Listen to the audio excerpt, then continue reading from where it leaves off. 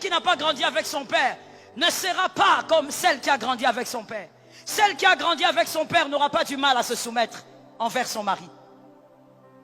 Mais celle qui n'a pas grandi avec son père, à un moment donné, il y a des réflexes, des blessures qui vont se manifester. Il y a des sauts d'humeur que le mari ne comprendra pas. Vous êtes allé au lit, vous avez dormi calmement. Mais le matin, elle est nerveuse. Le matin, elle veut parler à personne. Le matin, elle n'a pas envie de te saluer. Mais alors que le soir, vous étiez très bien. Les femmes qui ont généralement des sauts d'humeur ont des blessures de l'âme. Les hommes qui ont généralement des sauts d'humeur, sans raison valable, ont les blessures de l'âme.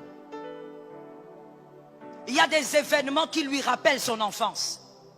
Il y a des événements qui lui rappellent ce qu'elle a subi, ce qu'il a subi. Quelqu'un qui a grandi dans une famille où on n'écoutait jamais ce qu'il disait. Quand il veut parler, on lui dit tais-toi. Toi, tu n'as rien à dire. Toi, tu es toujours idiote. Toi, tu es toujours imbécile. Tu n'as rien à dire. Une personne comme ça, quand elle se marie, elle aura toujours tendance à vouloir imposer ce qu'elle dit, même si elle a tort. Parce qu'elle voudra chercher cette fois-ci que sa voix aussi soit entendue. Parce que son âme a un problème. Que quelqu'un dise que le Seigneur m'aide ce soir. Tu dois faire face à ton passé. Ce que tu oublies et que tu n'as pas réglé va te rattraper. Dis ça à ton voisin. Il y a quelqu'un qui n'a pas dit, tu n'as pas entendu, je répète ça. Ce que tu oublies et que tu n'as pas réglé va te rattraper. Beaucoup de couples souffrent, pas parce que l'homme est mauvais ou la femme est mauvaise, mais parce que l'homme a épousé une femme qui a des blessures de l'âme. Et la femme a épousé un homme qui a les blessures de l'âme. Ils essayent de régler les problèmes, mais il y a des problèmes qui ne partent pas. Il y a toujours les mêmes attitudes qui dérangent dans la maison. Que l'Éternel nous fasse grâce. Affronte ton passé. Tu dois l'affronter parce que tes enfants doivent être épargnés. Je suis d'accord avec toi. Tes enfants doivent être épargnés. Tes enfants doivent avoir un autre cœur. Tes enfants doivent vivre dans la vérité, dans la pureté. Tes enfants doivent grandir avec des cœurs ouverts.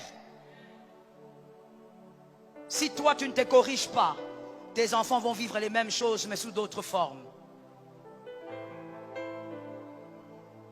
Voici le schéma à respecter qui vous placera sur le chemin de la guérison. Vous serez seulement sur le chemin, ça ne sera pas encore la guérison. Mais vous serez au moins sur le chemin de la guérison. Écrivez. La première chose que celui qui est blessé doit faire ou comprendre, il doit avoir l'humilité de reconnaître qu'il est malade. Il doit avoir l'humilité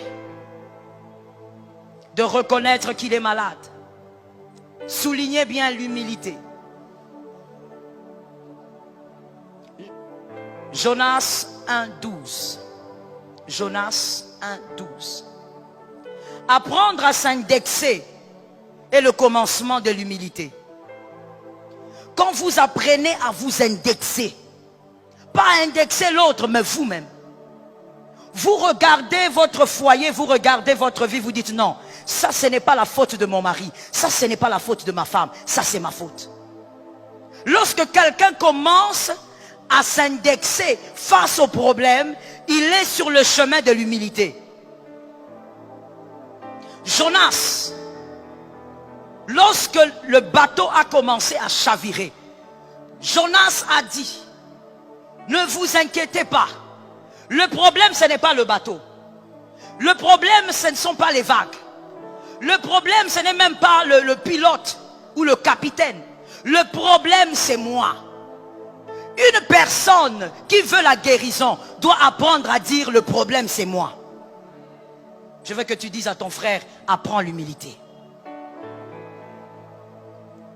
Lorsque quelqu'un dans le foyer, quelqu'un qui est blessé au niveau de son âme, réalise que le problème, c'est lui, c'est le début de la guérison.